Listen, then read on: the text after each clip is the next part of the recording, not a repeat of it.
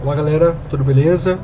Então hoje, uma das últimas aulas sobre a Revolução Francesa, eu vou falar um pouco sobre a crise dos jacobinos no poder, um pouco sobre os girondinos e o governo do diretório, e daí vou falar um pouco sobre a ascensão de Napoleão Bonaparte e como era o ambiente político e social que permitiu a ascensão de Napoleão Bonaparte. Tá? Então, para uma outra aula, eu vou falar mais em específico sobre a influência e importância de Napoleão Bonaparte, e agora eu vou mais introduzir essa figura para vocês. Mas, para que possamos compreender como se deu a ascensão de Napoleão Bonaparte, nós primeiro precisamos entender como ocorreu o final do processo revolucionário. Isso é muito importante, porque senão nós temos uma ideia de que Napoleão Bonaparte ele surgiu desconectado de todo o processo revolucionário. E isso não é verdade. Napoleão Bonaparte ele é o resultado do processo revolucionário. Então, pessoal, lembrem-se, aqui é só nossa aula 11, tá? Anotem para não se perderem. Então, lembrem-se que eu falei para vocês que ali em 1790 nós tínhamos um período de terror na França, que ele era arquitetado pelos jacobinos, mais especificamente por Robespierre, tá? Então, por uma discordância, por desafetos, Danton, que era um dos principais líderes jacobinos, acaba sendo guilhotinado e posteriormente, em decorrência de toda essa insegurança, instabilidade política, Robespierre também passa a ser guilhotinado, né? Ele vai ser guilhotinado por conta de todos os eventos que estavam acontecendo dentro da França e também nas fronteiras da França. E aí que é algo importante para que nós tenhamos uma abordagem muito mais ampla sobre o que foi a Revolução Francesa. Então, o que acontece? Lembre-se que os jacobinos eles foram responsáveis por guilhotinar Luís XVI e Maria Antonieta, né? O rei e rainha, respectivamente, da França. O que acontece é que os franceses tinham, por uma questão cultural, uma relação com o rei que era uma relação de afeto, de pertencimento patriarcal. Ou seja, o rei ele representava, mesmo que de forma negativa, pejorativa, ele representava uma figura que era a identidade da França. Porque os franceses, em decorrência dessa questão agrária muito forte ainda na França do século XVIII, que só mudaria mesmo com a figura de Napoleão Bonaparte, de maneira um pouco mais ampla, mas a França era muito rural, tá? Então, era muito comum a esta população estar vinculada à figura do rei como uma espécie de representante dentro da Europa. Então, os franceses estavam acostumados a ter um rei, né? No caso, um monarca absoluto, que cuidasse dessas questões estratégicas da França em relação ao restante da Europa. Pois bem, com o processo revolucionário, nós temos ali a morte de Luís XVI e fica um vácuo com relação à função da França em relação aos outros países da Europa. Mesmo porque Maria Antonieta ela era vinculada à Áustria. Então, a Áustria passa a também interferir no processo pós-revolucionário, com as chamadas coalizões. O que seriam essas coalizões? Seria um conjunto de países com interesses comuns que não aceitavam o processo revolucionário da França, tá? Seja por tentativa de retomar a monarquia na França, porque os parentes de Luís XVI ainda continuavam no poder, tá? Ou seja mesmo por uma questão de insegurança com o crescimento da França como uma potência mundial. Haja vista que eles tinham sim colônias muito importantes, né? Nos Estados Unidos, inclusive, nós tínhamos a Louisiana, que depois seria vendida por Napoleão Bonaparte. Vou falar um pouco mais sobre isso. Nós tínhamos o Haiti, que havia passado por uma revolução, e depois também Napoleão Bonaparte, quando ele assume o poder, ele vai tentar recuperar a colônia do Haiti, tá? Então, a França, politicamente falando, passava por uma crise. E neste contexto de crise com os territórios, aparece a figura de Napoleão Bonaparte, como um líder político, estrategista e talentoso. Napoleão Bonaparte ele era tinha interesses em matemática, ele tinha interesses em literatura, ele conhecia a história romana, ele conhecia Maquiavel. Inclusive tem uma edição muito famosa do Príncipe de Maquiavel, onde Napoleão Bonaparte faz comentários, tece comentários sobre o que Maquiavel escreveu. Então, Napoleão Bonaparte, ele era sim uma inteligência da sua época, um fruto do iluminismo. Ele tinha um pensamento progressista naquilo que o contexto lhe permitia, tá? Porque depois também nós vamos ver que o Napoleão Bonaparte, ele tentou sim retroagir algumas conquistas de direitos na França, e ele também fez parte de um governo autoritário, e também existe uma aura muito lendária, muito exacerbada, muito fantasiosa em torno da figura de Napoleão. Obviamente sim que não é uma figura central, ele tem uma função histórica determinante para a França. Ele era sim um estrategista muito competente, ele era sim conhecido por sua coragem, porque ele participava de fato das batalhas, ele estava à frente desses conflitos, lá enquanto os jacobinos estavam agonizando, tá? Então, ele era uma figura que ganhou notoriedade, ganhou fama por conta dessa questão de crise que a França passava, tá? Em decorrência disso, nós temos ali a ascensão dos girondinos, que eram um pouco mais moderados em termos de violência. Isso, só por si só, já vai ser algo positivo aos olhos da população. Você não tem mais aquela instabilidade, aquele terror, aquela sensação de que todos poderiam ser guilhotinados a qualquer tempo, a qualquer momento. Isso dentro da cúpula do poder, obviamente, porque fora a instabilidade ainda continuava, né? Principalmente para aqueles que estavam vivendo na fronteira da França. Então, acompanhem comigo lá na página 64. Com o golpe que derrubou os jacobinos, o poder passou às mãos dos políticos que representavam, sobretudo, os interesses da alta burguesia. Quem eram os representantes da alta burguesia? Os grandes comerciantes, industriais e também os banqueiros. Então, uma nova Constituição ela é elaborada em 1795, que mantém ainda a República. Por que isso aqui é interessante da gente notar?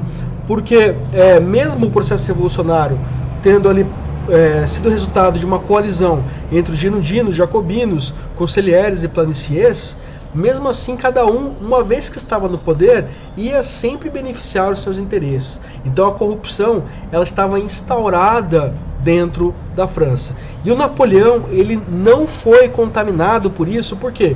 Porque ele estava numa expedição de 3 anos no Egito. Tá? Então ele também, por estar distante deste ambiente, ele acaba ganhando uma aura muito mais importante do que os próprios representantes daquele momento. E isso vai se dar em seguida aqui com a crise dos girondinos no poder. Então, uma nova Constituição elaborada em 1795 que mantém a República, porém institui o voto censitário. O que é o voto censitário? É uma espécie de critério para a participação eleitoral. Então, qual que é esse critério? Você tem que ser homem e pertencer e ter propriedades, né? Ter uma renda. E isso lhe daria o direito de participar do processo eleitoral. Então, se você fosse um sans-culottes, um camponês, você não teria o direito de participar dos processos de eleição. E quais são os processos aqui importantes nesse momento? Os plebiscitos, né? E vai ter um plebiscito muito importante que vai também se relacionar com o Napoleão Bonaparte, que nós vamos ver nas próximas aulas, tá? Então, em decorrência desta fragilidade também de todos os representantes dos girondinos, ascende a figura de Napoleão Bonaparte. Napoleão Bonaparte, apoiado por um grupo de burgueses naquele momento, né, e aproveitando também da aura que existia em torno de Napoleão, institui o golpe do 18 Brumário. E por que é 18 Brumário? Aqui, pessoal, eu vou abrir espaço antes de explicar para vocês como que se deu esse golpe do 18 Brumário. É importante que nós entendamos como é que se modificou o calendário, porque com o processo revolucionário, o calendário cristão ele deixou de ser a principal referência dos franceses e se instituiu então um novo calendário. Então, acompanhem comigo aqui. Baseado no princípio de que a razão deve conduzir as atitudes dos homens, os revolucionários franceses decidiram modificar o calendário e criar um novo sistema de peso e medidas. A primeira dessas alterações foi a declaração do fim do calendário gregoriano e a implementação do calendário da razão, lançado em 1792, ano rebatizado com o nome de Ano Primeiro Revolucionário. Pelo novo calendário dos franceses, o ano era dividido em 12 meses, todos com 30 dias. Ao final desse período, havia 5 dias extras, ou 6 nos anos bissextos, reservados para os feriados. Tá? Então você teria um momento concentrado para os feriados. Tá? Os meses tinham 3 semanas, cada um com 10 dias. Os dias deixaram de ser divididos em 24 horas e passaram a ser divididos em 10 horas. Cada hora durava 100 minutos e cada minuto 100 segundos, o que levou à fabricação de novos modelos de relógios. Os meses também ganharam outros nomes, como Brumário, para o mês da neblina, Nivose, para o mês das neves, Termidor, para o mês quente. Esse calendário foi adotado até 1806, quando Napoleão Bonaparte reimplantou o gregoriano, porque Napoleão Bonaparte também se aproximou da igreja, mas não porque ele era cristão, por outros motivos. Nós vamos ver isso nas outras aulas também. Melhor resultado teve a unificação do sistema de pesos e medidas. Os franceses procuravam um sistema baseado em grandezas físicas confiáveis. Para isso, eles tomaram como base a própria Terra. A ideia da Academia Francesa de Ciências foi calcular a distância entre o Equador e o Polo Norte, tendo como parâmetro um meridiano que passava por Paris. Eles escolheram 2 cidades do nível do mar, cruzadas por esse meridiano, Barcelona e Dunkirk, na França. Tá? E mediram a distância entre elas. Por projeção, descobriram a distância entre o Equador e o Polo Norte. Esse número foi dividido por 10 milhões e o resultado obtido era o metro, cujo tamanho foi oficializado em 1799. Então a unidade de medida via metro começou também com o processo revolucionário. Isso foi muito importante também para a nossa compreensão de mundo, que teria muito dessa relação com o processo revolucionário, não só no aspecto político, como nós vimos, também na forma de entendimento das sociedades e da forma de interpretar a natureza. Tá?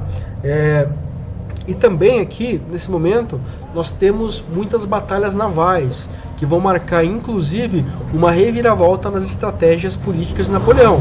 Mas nós vamos ver isso lá no regime imperial de Napoleão. Tá? Então, pessoal, esse aqui é um texto do Carlos Guilherme Mota, que demonstra como o calendário cristão ele se modificou.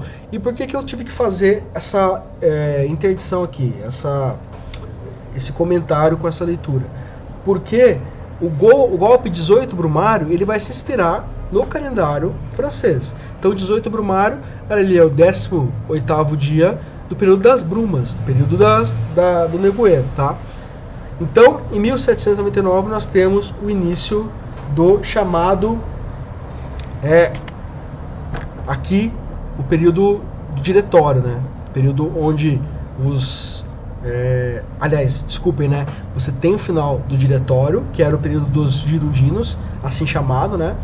E se institui ali o primeiro período da era napoleônica, que é o período do consulado. Por que consulado? Porque nós tínhamos três cônsuls que eles seriam os governantes daquele momento, né? Aqui nós temos o final da Revolução Francesa, no caso do processo revolucionário, em 1799, e o início da Era do Consulado, que seria o primeiro momento da Era Napoleônica. Ah, mas vocês podem perguntar, mas é uma Era do Consulado, não eram 3 governantes? Sim, mas o primeiro cônsul era Napoleão, e com o tempo isso acabou se tornando mais ainda centralizado na figura de Napoleão, porque nós tínhamos a segunda coalizão entre Áustria, Prússia e Rússia para tentar invadir a França. Então, Napoleão, sendo um estrategista, ele acaba tendo muito mais destaque e muito mais notoriedade neste processo, tá? Então, acompanhe comigo aqui na página 65, só para nós entendermos essa trajetória. Em 10 de novembro de 1799, 18 Brumário, segundo o calendário republicano, Bonaparte, apoiado por políticos burgueses e por militares, tomou o poder. Essa ideia dos militares ajudando para a consolidação de um golpe vai ser uma constante no século XIX e no século XX, inclusive aqui no Brasil. Então, lembre-se disso, tá? Bonaparte, apoiado por políticos burgueses e por militares, tomou o poder. Esse episódio passou para a história como o golpe de 18 Brumário. Completava-se assim a Revolução Burguesa, iniciada na França 10 anos antes. E aqui uma coisa muito importante, porque o livro de vocês traz a compreensão de que o processo revolucionário teve como conclusão a conquista da burguesia, porque é uma revolução burguesa, porque os grupos de interesse, eles representavam em menor ou maior grau os interesses dos comerciantes, ou seja, os interesses da burguesia. E, em decorrência disso, nós temos a ascensão de Napoleão Bonaparte também como uma espécie de figura personalista que substituía a posição de Luís XVI. Então lembra que eu falei para vocês no início da aula que Luís XVI tinha essa aura patriarcal que fica um vácuo no processo revolucionário. Então Napoleão, ele aparece como uma espécie de líder do povo, né? Também como uma figura que tem uma austeridade, que tem uma capacidade de entendimento político que poderia levar a França a melhores condições e a um melhor posicionamento dentro da Europa naquele instante. É isso que vai acontecer. Então, acontece que em 1804, né, até 1815, nós vamos ter o período imperial de Napoleão Bonaparte, que nós vamos falar aula que vem. Então, não deixem de assistir o vídeo complementar que vai falar um pouco mais sobre Napoleão, tá? Para que quando eu for falar na próxima aula sobre o período imperial de Napoleão, vocês já tenham esse material prévio, essas informações prévias. Beleza, pessoal? Então é isso. Não deixem de ler o livro de vocês e até mais, pessoal. Até a próxima aula. Um abraço.